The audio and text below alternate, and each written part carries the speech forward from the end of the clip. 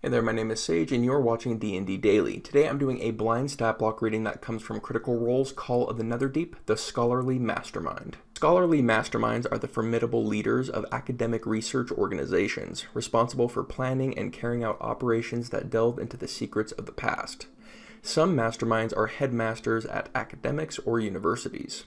Others operate individually and in secret, pursuing agendas that might diverge wildly from those of the rest of their organization. The Scholarly Mastermind is a medium or small humanoid wizard of any alignment. They have an armor class of 12 that will become 15 with mage armor. They have 82 hit points and a movement speed of 30 feet. They have +0 to strength, +2 to dex, +1 to con, +4 to intelligence, +3 to wisdom, and +2 to charisma. They have proficiency in the intelligence and wisdom saving throws, as well as the arcana, history, insight, and perception skills. They have a passive perception of 16, they speak common plus any other 3 languages, have a challenge rating of 5, and a proficiency bonus of +3. Moving into the actions, we have a multi-attack. The Mastermind makes 2 Arcane Shock or Dagger of the Poisoned Mind attacks. Arcane Shock is a melee or ranged spell attack with +7 to hit, a reach of 5 feet, or a range out to 60 feet. It hits one target, and on hit does an average of 26 lightning damage. If the target is a creature, it can't take reactions until the start of its next turn. Dagger of the Poisoned Mind is a melee or ranged spell attack with +7 to hit, a reach of 5 feet, or range out to 20/60 feet. It hits one target, and on hit does an average of 6 piercing damage plus 10 psychic damage. If the target is a creature, it must succeed on a DC 15 Wisdom saving throw or be frightened until the end of its next turn. The Mastermind is also a spellcaster. They use intelligence as their spellcasting ability and have a spell save DC of 15.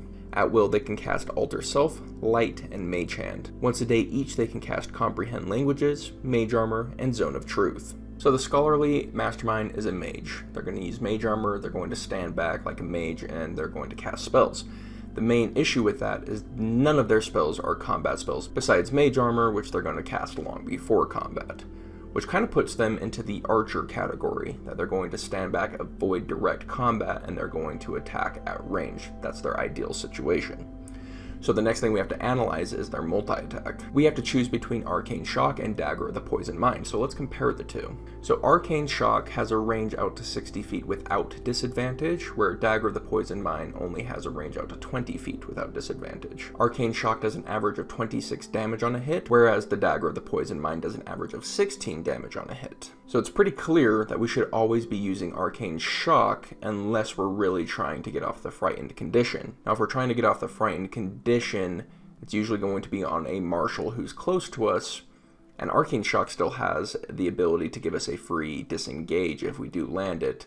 So there's an argument for using Arcane Shock even if they're within 20 feet of us. Though if our enemy is really hurt by the frightened condition and isn't known for great wisdom saves, rogues and barbarians come to mind, we might want to put the frightened condition on them bad enough to lose some of our damage output. But overall, I think rule of thumb is use Arcane Shock unless there's a good reason to use the Dagger of the Poisoned Mind. The Scholarly Mastermind really fits into the librarian category, the court wizard category, someone who is an NPC in your world that you just need to throw a stat block on real quick. Probably not a direct combat, probably not something that you're building a combat around. It's just a solid stat block, copy and paste wherever you need it, and I like it for that reason. But that's how I would use it. How would you use it? Let me know in the comments down below. We are D&D Daily. We release new D&D content every single day, so if that's interesting to you, hit the subscribe button, and I'll see you on the next one. Peace.